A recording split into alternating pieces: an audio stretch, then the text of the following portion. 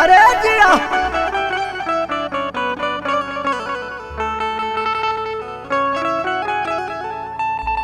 चैत में जादो संग है अरे जगल तोहरा भाग गेहूं में धरैलू पतरक ओढ़नी में लागल कैसे दाग गेहूं में धरैलू पतरक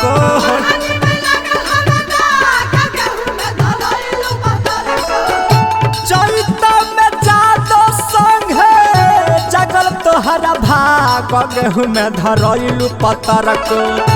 चैत में जादो संग है जगल तोहरा भाग गेहूं में धरैलू पतरक ओढ़नी में लागल कैसे दाग गेहूं में धरैलू पतरक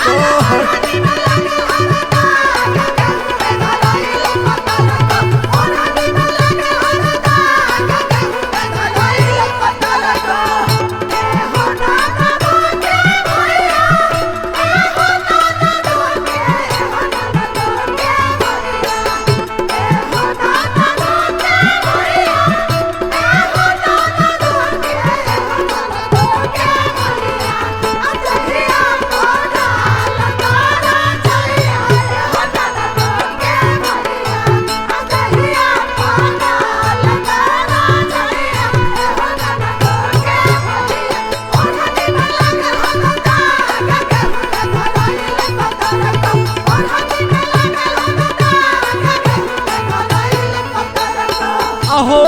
गेहूं के खेत में क्या करता रू कुछ ना हो ऐसा ही घूमे रहने कैसा लग रहा अरे चुप रहो रहला ज्यादा चुप हो रूपा सजा के घूम तारू खे तैयारिया जादो जी के संघावा में लूटेलू लहरिया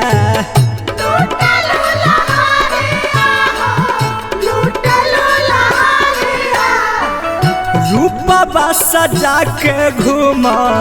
तारू खे तैयारिया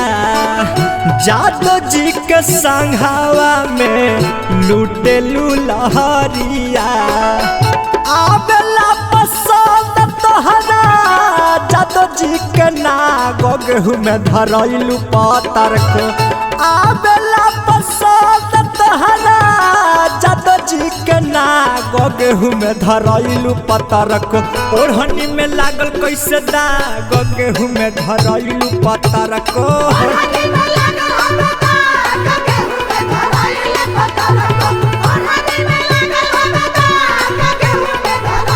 दिन दुपहरिया में लूटेलू माजा खरिहनिया रे रनिया दिन दुपहरिया में लूटेलू माजा खरिहनिया रे रनिया जादू जी के जालू खटालो में टिकल रहनिया रे रनिया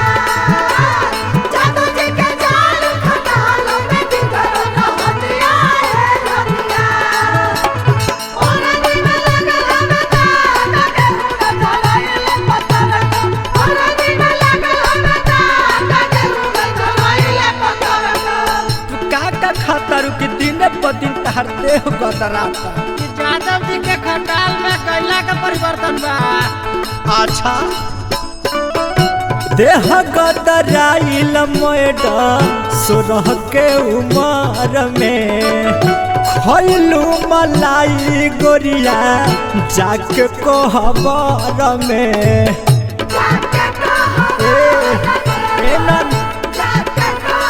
पतर को देह गदराइल मैडम सोरह के उमर में खैलू मलाई गोरिया जाके कोहबर में माचा खूब पैलू सबर को घूमे घूमे बाग गेहूं में धरैलू पतरक माचा खूब पैलू सबर को घूमे घूमे बाग गेहूं में धरैलू पतरक ओढ़नी में लागल कैसे दाग गेहूं में धरैलू पतरक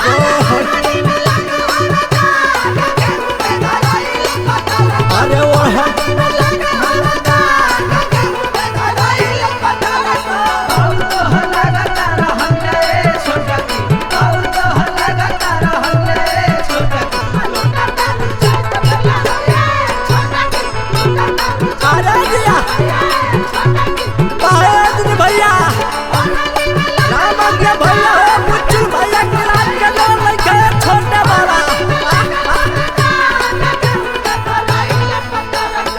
तोहर चेहरा कैसे उतरल बा। अरे का कहीं बोला जी कभी दुपट्टा खींचत रहे, कभी राजू जी बोलावत रहे, आ गोलू जी तो नाक देखावत रहे हो। बहरी में घूमा जानी लाग जाइलू कहो, चढ़ली जवनिया में गोरिया होई जाई दुख हो।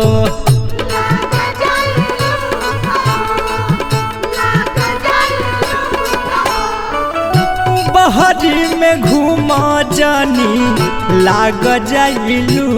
कहो, चढ़ली जवनिया में गोरिया होई जाई दुख हो। राजा से गोलू के लागे दिलावा मेरा गगहू में धरैलू पातर को, गौतम भोला के लागे दिलावा मेरा गगहू में धरैलू पतर को। ओढ़नी में लागल कैसे दाग गगहू में धरैलू पतर को। चैत के मारा लुटा